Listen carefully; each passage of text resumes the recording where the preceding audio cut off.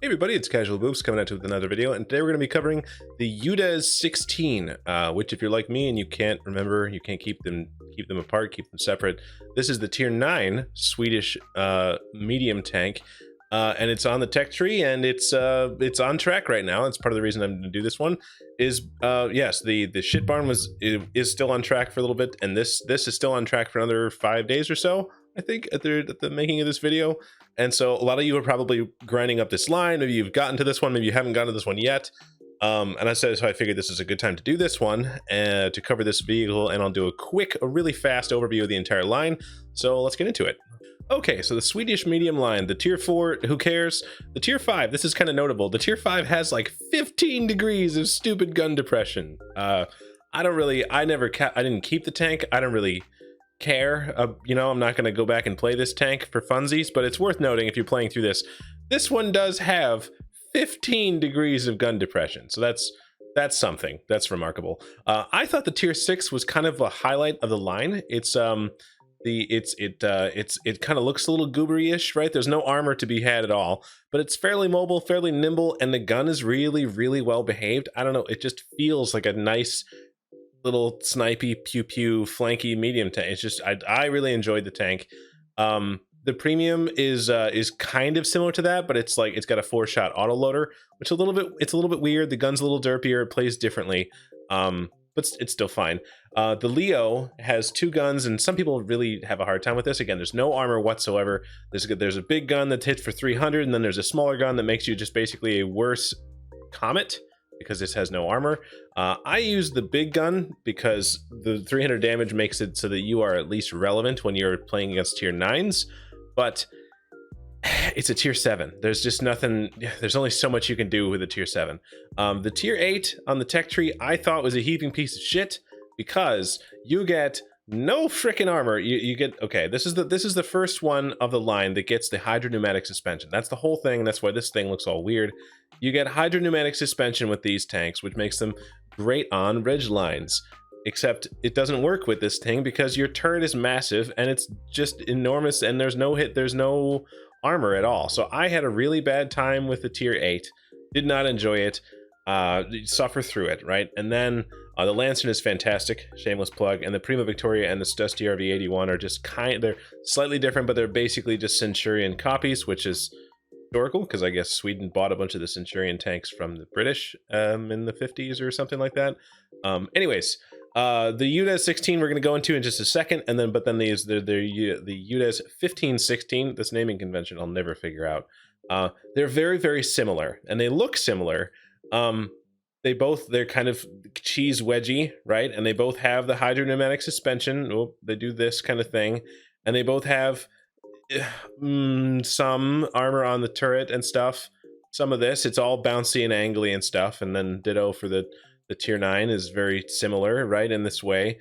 And that's the whole thing, right? So the things about these tanks, the 9 and the 10 especially, are very unique in this way. The 8, 9, and 10 all have the hydro-pneumatic suspension. The 9 and the 10 both have kind of derpy guns, and the soft stats would make you think that they're not, right? Because these are pretty good soft stats, and the final dispersion's not bad. But I don't know why, but the guns feel derpy, and it's probably a combination of the fact that the penetration is not that great. And even on the premium rounds, it's okay. It's not that great. A lot of tanks at tier 9 are getting 260 something and their standard round, and this is getting 234. And then also the tier 10 has a heat round for a premium round that's got catastrophically bad, like 800 shell velocity. There's enough awkward things about these tanks that I personally don't really enjoy them. They're perfectly fine. They're fine tanks. They're not bad. You can have good games in them. There's somebody out there that loves these things, but for whatever reason, for me, I felt like it was never quite comfortable in these things. And I'll say the biggest thing that really annoyed me is when you are, okay, how the hydro-pneumatic suspension works is, I believe it's 25 kilometers per hour or something like that. I think on some lower speed, doesn't matter what it is, some lower speed, when you're moving around at normal speed, you get -5 degrees of gun. Is it 5, 7? You get 5 degrees of gun depression. And then when you're going slow enough, you get an extra 7 degrees of gun depression from the suspension. So you get a total of 12 at maximum. That sounds great. And it can be very nice. But what's annoying to me is when you kind of have to be going slow. So it makes it so that you can't really like roll up to a hillside and be there.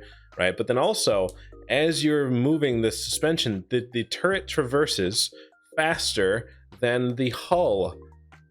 Like the hull hydro-pneumatic suspension moves. And so what that means is what it feels like I've got to wait for the suspension to catch up, right? When I'm trying to peek a ridge and there's somebody down there and I want to peek over and snap a shot in, it feels like I've got to like I've got to encourage the gun to get down so that it will get the shot that I need to hit. And it's annoying because it feels like all of a sudden I can't hit the shot. It's something else that's cumbersome. So I find it to be very annoying. Also, this armor looks really solid, except for these little cupolas and stuff, but you'll notice right near the gun and stuff. The difference between doing it well, right, when you're hull down or whatever, and you're using this gun depression, maybe let's say you're doing this, and all they see is that. That looks really good. But you'll notice this lower plate is very large, right, and the gun's very close to it. So that means the difference between doing it well when your ground is right here and exposing your entire lower plate or whatever is very small. So it's very easy to do it wrong. Also, I will say that the armor on this is trollish. It's trollish. It's not great, but it is trollish because there are times when you're on flat ground and someone has your lower, they should kill you, and then they just bounce off of these stupid angles and you just live for no reason. And then there's times where you're hull down and you're a really long way away and someone just pegs this cupola and you get penned anyway. So like as soon as you depend on the armor for these tanks, it's not going to be there. But at the same time, there's going to be times where you should die and then all of a sudden you bounce a bunch of crap because that's what they are. That's how these tanks are. So I find them to be very frustrating to play. I would just rather be playing other things. I think if they made the hydro-pneumatic suspension faster so that I didn't have to wait for it to catch up to what I'm trying to do, that would make it less awkward. But because this is the way that it is, I don't really care for the tanks, to be quite honest. I will say that the view range is 390. If you have a good crew, this is one of those. I didn't actually have a great crew in this tank, so it's it needs a bit, right? You need the camo, you need repairs. You also kind of need view range and stuff. And because it's a 3-man crew, your commander and the radio operator are the same person. So that means your view range skills are all on the commander. It's 3-man crews are very skill intensive, right? And so because of that, I didn't have all the view range skills, which meant that my view range kind of sucked. So anyways, I will say that the alpha damage 390 on the tier 9 is fine. And then the other one, I think the tier 10 is even higher than that. It's you hit pretty hard. I'm definitely tagged for like 500. Yeah, 440. So the alpha is respectable, and that's fine. Yeah, I guess what else have I not talked about? Siege disabled. Yes. Okay. This whole thing. Yes, it's 10 and 19. This is something that if you're backing up and you're going, if you back up too fast down a hill, it'll kick you out of the siege mode and it'll kick your gun into the sky. So that's something we want to look out for. Like I would not recommend a turbo for these tanks, even though they're not slow, but also 50 kilometers an hour for whatever. It didn't feel very fast either. I don't know how to. It's bizarre. Like the ground resistances are fine, the power to weight is fine, but they just didn't feel that fast to me. But if you run a turbo, then your reverse speed goes up, and it makes it that much easier to accidentally kick yourself out of your siege mode. So that's something to be aware of. Other than that, I think I've basically covered it. This is basically the tank. The armor is trollish, right? There's really nothing. You were meant to be hull down, front toward enemy. You can't really side scrape. I mean, not really. I mean, if someone's really bad, then maybe they'll let you do something like this, but you shouldn't depend on this. And then of course the field mods and stuff, I'm always picking the module durability, always picking the improved sight. I'm probably picking anti-reflective headlight coatings probably all the time, but especially now, because I thought it was fine, actually kind of good to reduce the reverse speed, because this means it's less likely that I will accidentally kick myself out of siege mode when I'm working a ridgeline. And then of course I picked this because of the vision, because if you want to do some kind of secondary setup with camo or something like that. This one was tough because if your crew is very good, and my crew was not very, I mean, if your crew has like 6 perks or whatever the fuck, then maybe you already have the view range skills, right? Let's just say you have all the view range skills and the camo, and you are just awesome. Then at this point, even then you still don't really, like, if you run food, you're still not at 445. But I would say neither one of these things, because yes, I want the top speed, but not at the expense of view range. I would love to be doing 52, but not at the expense of the view range.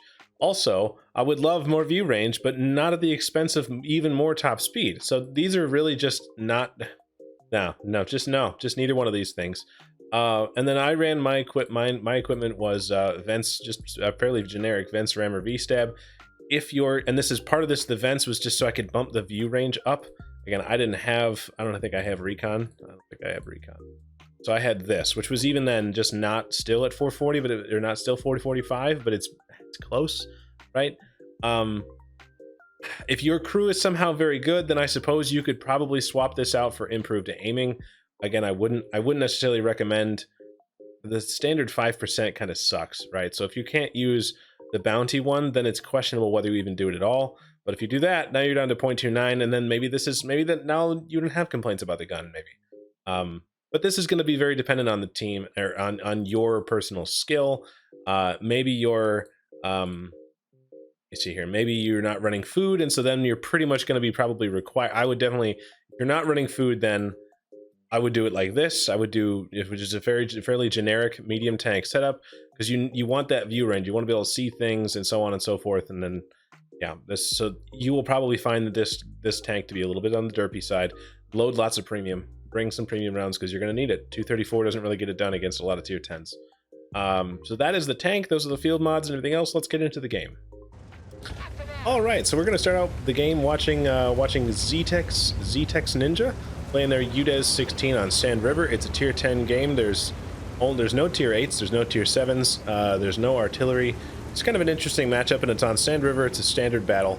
And I'm going to show you guys this game because, first of all, when I watch this, it shows a lot of the good and also the annoying things about the tank, right? It's the good and the bad, but it also is a pretty good example of they have a pretty good, spoiler alert, they have a pretty good game. So, you're going to see the RNG smile upon Zetex a little bit, but know that your RNG might not be quite so awesome. So just, take this with a grain of salt, and let this maybe help inform your decision as to whether you want to. See, look at how slow the gun moved down, right? When you're coming to a hill, you kind of have to let the suspension work a little bit, which I find to be very irritating, right? It doesn't move as fast as the turret, but you can see if you are doing the things, you can okay, there we go, going right where we wanted to, and that guy made a mistake and now he's dead. That was the spotting. That was Zedex's spotting, so that was a pretty nice way to get 1,000 spotting damage. And I'm pretty sure they're using optics, as like I said, because unless you have a great crew, and they are running food, unless they have a great crew, they're probably still running optics. But you just need to be able to see what you're doing. But notice, again, he took an extra just a quarter of a second or whatever to work this ridge to get the gun down. This is what I'm talking about. It's very subtle, but you will notice it. The turret traverses faster than the hull moves, and so it can be. And see that one, because Zedex thought he or she would have to slap the shot in sooner, they rushed it, and that caused them to miss that other one previously. But otherwise, these guys are just kind of just sitting here getting farmed, and Zedex is able to just sit in this comfy ridge. I mean, it's kind of exposed now, but sit in this comfy ridge and take these shots, and it's been a pretty chill game so far. I was just sitting on a ridge line, and some of the derpiness there you see, right? Like the gun, the reticle only gets so small, and so that progetto just decided that, or the gun just decided it was not going to hit where we want it to. The reticle will sometimes do that. The gun will sometimes just decide, especially if you're trying to do something on the move. or if you're playing at range, so you kind of need to play close if you want to hit weak spots, especially with that the lower penetration that it has. But what you'll see here, wait, okay, there we go, lower plate. And again, this is what I'm saying, like, man, I wish my UDES performed like this, because this is pretty nice. And there it is. Okay, so in that case, actually, the Progetto had backed up that hill just enough that that the lower plate was angled, and that's part of the reason that one bounced. But this one also hit the lower plate. This is now, this feels pretty similar to what happens to me when I play this tank. However, it's also worth noting that he's getting 1,300 assistance from that Progetto, because there's tanks on ridges behind him, and then also a 700 from that TDP. It's a pretty unique situation, because ZX has a team that seems to be able to hit their shots, and also seems to be paying attention to what ZX is doing, and he or she is just at the front of the kind of of the like engagement area, such that he or she can be the one that spots all the things, and that way when people are paying attention and they're shooting the things, like, we're already up to almost 5,000 spotting at this point, so it's pretty awesome. And this is a Foch B, so this is bad news bears. But ZX has this this dead tank, so if this Foch B were to YOLO over, then ZX should have it, because they'll have this dead tank to run with, and you'll see. Look at it! Oh my God, you're struggling. Okay, did get the shot in, but you see what I'm talking about when you struggle with the tank doing what you want it to do, and that's. Oh God, it's just uncomfortable. It's just uncomfortable. You are riding on the edge every time, and you've got to.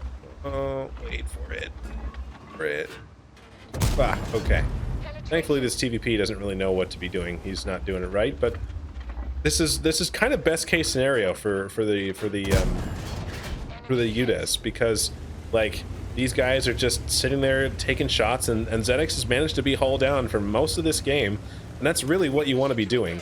And that's really, like, that is the ideal situation. If you're not hull down in this tank, that something has probably, either you've done it wrong or something in the game has gone wrong. But we're going to the next ridgeline, and so on and so forth, and aim. And there we go. So this is my UDES.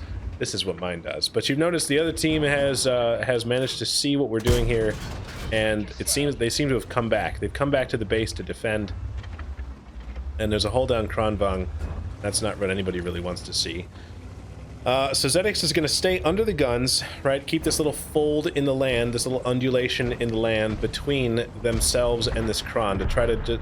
He was trying to get here to help with this tortoise, but by the time he got here, everybody had pretty much died. And so this is now, you know, it was going to be a 3 versus 1, and now it's a stupid 1 versus 1. And now I think ZX is like, oh God, you know, yipe, we got to get out of here. Using some of the mobility. I will say the mobility is not great, but it is faster than a tortoise, so that's nice. And this tortoise is at a disadvantage because as that person turns to the left, they will expose the cupola on their right. So this is a pretty favorite. I mean, it's not great because ZX is 2-shot, but it's a pretty okay engagement as far as. Oh, okay, that one's gonna hit. But you see here, the reverse speed is not great. And again, if you're not hull down, this tortoise now it's kind of a problem. But we'll just see if we can feather a shot in. Ugh. Also note the difference in the visual rocks and the physical rocks that are modeled as far as hitboxes. You could tell the difference there. That was very good. Thank you, Wargaming. But we're kind of, our team is winning, right? It's 7-4. We seem to have repelled the attack in the north. The Kronvang just needs to sit there and live, and we just need to sit there and live. And so, you know, ZX could be aggressive with the tortoise, but also if you just wait for the cavalry to arrive, and that's also a decent kind of outcome as well, because in this situation, as soon as anybody like comes to help, then this should be fine. But of course, one of those people we're waiting for is a T-95, so that could be a minute. So anyways, we're just going to hang tight here, and ZX is going to try to keep eyes on things, so that way if people do something stupid, they get farmed, and trying to get. Oh, you see the tree down there to the left, and we're trying to keep these bushes between us and the tortoise, but the tortoise must have got bored. I don't know. He must have got bored, but he also proxy spotted ZX. So ZX is probably safe right here, but you're also you're concerned a little bit about. Okay, so thankfully somebody comes to ZX's rescue, so now he can get down off of this ridge and be hauled down between himself and the STB, So now we're back to hull down. You're noticing a pattern here. When you have good games in this tank, it's because you are hull down, barely exposing anything. And every time Zedix has had a bad time with the tortoise and everything else, it's because he did something aggressive, wasn't hull down, and then, you know, got tagged. Because the armor's not there anywhere else. But now Zedix is again going to use these tiny little folds in the land because oh my god, but you see how the reticle is bobbing up and down and stuff. It's not, that's my most annoying thing about these tanks is you have to like fight, the the suspension to get the gun on target. And now we're being flanked by an STB. This should be the end of Zedix. I'm not entirely certain, like and Zedix is expecting it too. This STB should be coming down this way any second now to end our existence. But in the meantime, again, because we have these tank destroyers that are paying attention and able to hit their shots, Zedix is able to actually, oh, and he had to turn his hull because the extra gun depression only works over the front and the back. So you notice there he couldn't get the gun down until he turned the turret, and then the gun was able to shrink. So that's something else that's worth noting, is that it's not 12 degrees of gun depression everywhere, just like the STB, just like the Kunze Panzer. It's only over the front, so that's one other thing. I'm not sure what this STB has been doing, but right now, like, I would have expected him to come up here and end Zedix's existence. And I think he was expecting that as well. Somehow, okay. Now Zedix has the opportunity to get the hell out of here. And he was going to go help with the Cobra, but the Cobra's dead. Good job for the 268. So, okay. I guess we'll just wait and see and aim. Right, and you, now we can pretty much just kind of bum rush the STB, but you notice, like I said, that it takes a second for the gun to aim in. Like, the soft stats aren't bad, but just for whatever reason, it just feels like you've got to work to make the gun behave. And so more than I think, and part of that is the suspension, and part of that is, yeah, I'm not sure, just the soft stats or whatever. So, anyways, what a game by Zedix. Alright, so at the end of the game, Zedix ended up with 6,600 spotting, 6,300 damage, and 5 kills. That's the ace tanker, obviously. Also a spotter badge and a high caliber. Definitely did a lot of work on this team. And that also got them 1,938 base XP, which is incredible. I mean, that's you know, even just the spotting would be good, or even just the damage would be good. But doing both of those things, and a lot of that damage was to high tier targets. So no surprise, 1,938 base XP is a monstrous score.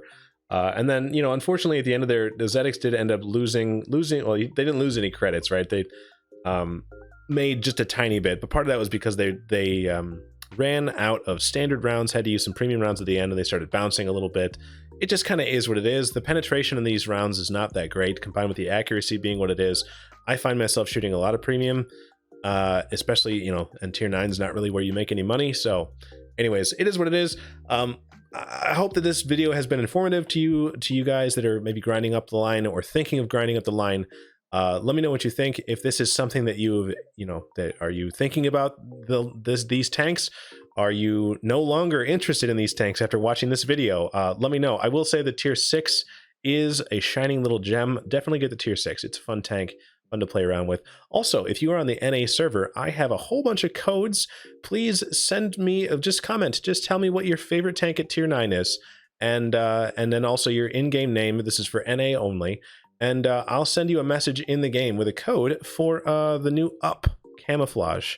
Wargaming had given me a bunch of those to give out, so it's only for NA and only for the folks that bothered to watch to the end of this video. So thanks for watching, guys, and we'll see you on the next one.